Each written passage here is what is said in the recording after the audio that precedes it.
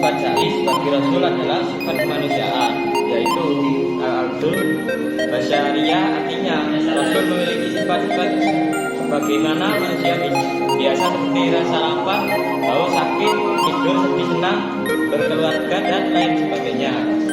Bahkan seorang Rasul tetap meninggal sebagaimana makhluk lainnya.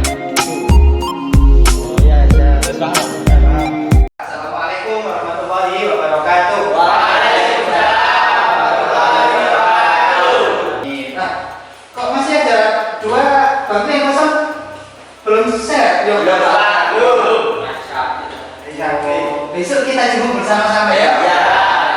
Kita doakan buat tangan, mudah-mudahan Yoga dan Rio segera sehat kembali bisa belajar bersama kita. Amin.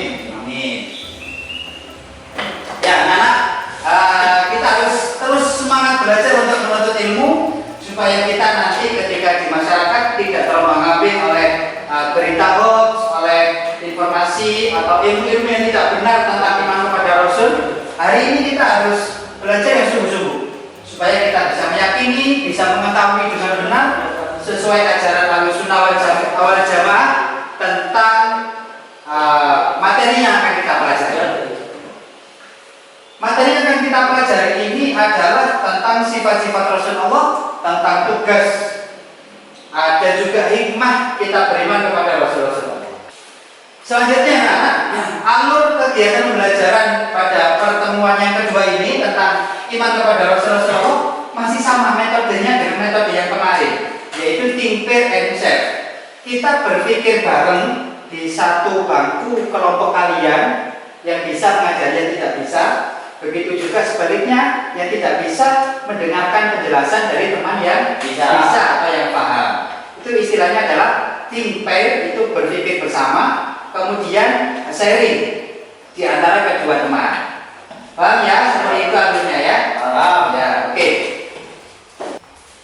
Selanjutnya kita masuk ke kegiatan inti, yaitu kita pahami tentang sifat-sifat Rasul Allah Subhanahu wa Ta'ala. Anak-anak bisa dilihat di media, di papan tulis yang belajar, yaitu bisa disimak di papan tulis di screen. Sudah saya sampaikan tentang sifat-sifat Rasulullah Subhanahu wa Ta'ala. Sifat-sifat Rasulullah itu ada berapa? Ramadan, Dani. Sifat-sifat Rasulullah ada berapa? Ada 3. Yang pertama, sifat wajib. Yang kedua, sifat mahal atau mustahil. Yang ketiga, sifat jaiz. Hikmah beriman kepada Rasulullah.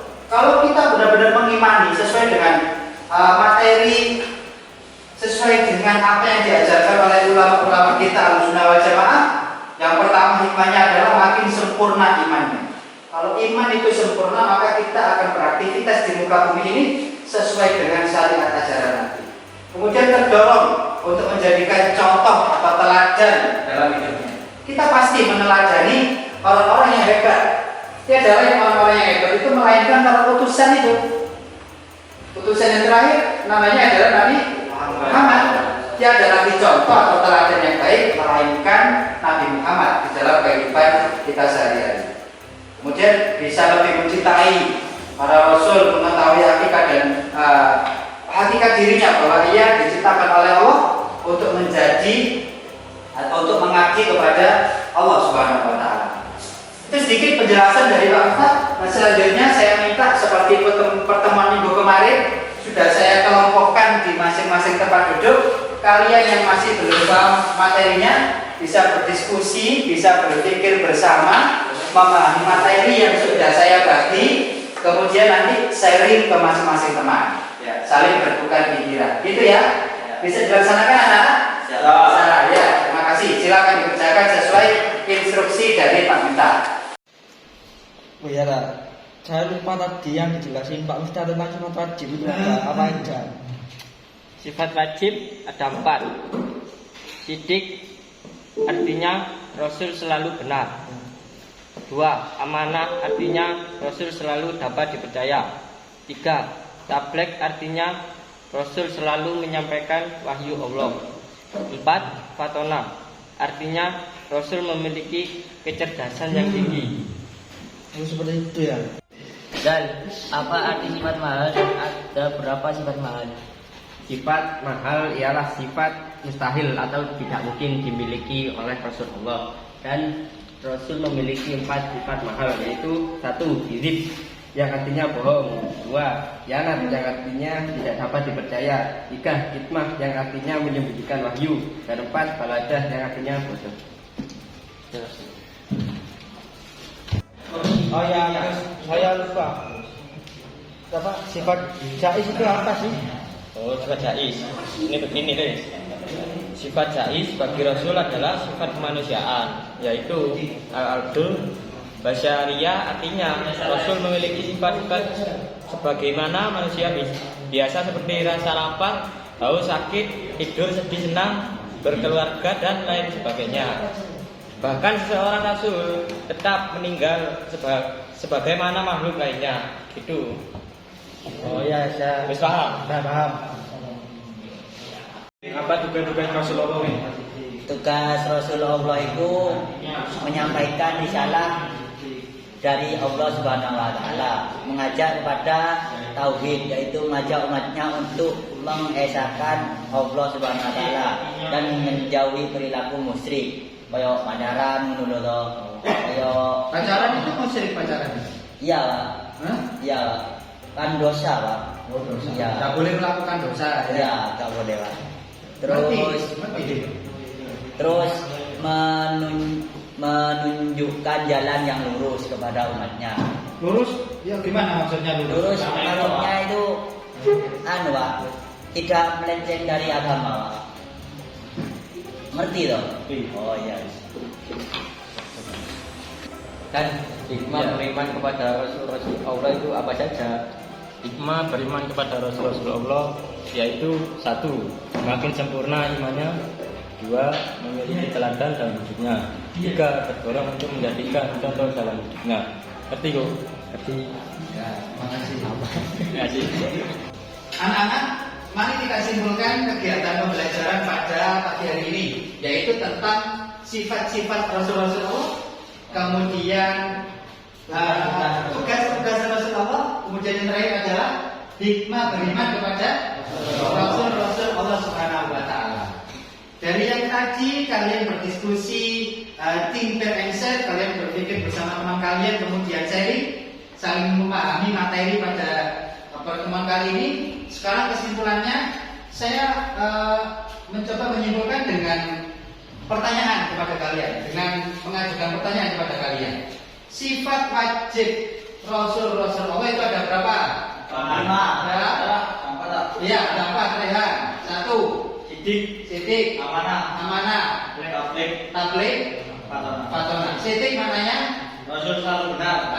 Kemudian Amanah Rasul selalu percaya. tabligh. Rasul selalu menyampaikan wahyu. Ya, kemudian fatona. Karena Rasul memiliki kecerdasan yang tinggi. Yang tinggi. Nah, itu adalah sifat-sifat wajib Rasul Allah Subhanahu wa taala. Kemudian apa selanjutnya? Tugas-tugas Rasul apa? Menyampaikan risalah dari Allah Subhanahu wa taala. Ya, kemudian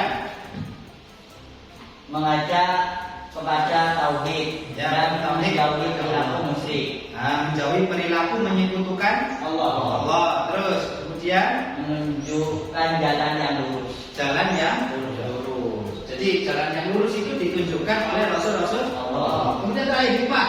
Ya Pak, hikmahnya apa? Ayo. Ya, Dani. Makin sempurna imannya. Imannya semakin sempurna. Yang kedua, Memiliki teladan dalam hidupnya. ya kemudian Terdorong untuk menjadikan contoh dalam hidupnya. terdorong untuk menjadikan uswatun hasanah atau contoh di dalam kehidupan kita sehari-hari. Kita wajib mencontoh kepada suri tauladan yang baik atau uswatun hasanah, contoh yang baik. Yang lain adalah Rasul-Rasul Allah Subhanahu wa taala. Terima kasih anak-anak untuk tes formatif kalian, hasil dari diskusi yang tadi dengan metode think and share di masing-masing kelompok nanti dikumpulkan ke Pak Duta akan saya nilai seperti biasa. Kemudian minggu depan kita akan memasuki pertemuan yang terakhir, yaitu paparan tentang hubungan iman kepada Rasul-Rasul Allah dengan perilaku saling tolong menolong kepada sesama. Kaitannya ketika seseorang itu beriman kepada Rasul-Rasul Allah, hubungannya dengan perilaku saling tolong menolong itu seperti apa? Contohnya seperti apa? Hikmahnya seperti apa? Itu nanti akan kita pelajari di minggu depan. Paham anak-anak? Ayo kita yel-yel terlebih dahulu. Yel-yel SMK kita cerita. SMK? Bisa. SMK? Bisa. SMK Negeri 1 Teko? Luar biasa. Terima kasih Pak Mutahiri. Wallahu a'lam bishawab. Wassalamualaikum warahmatullahi wabarakatuh.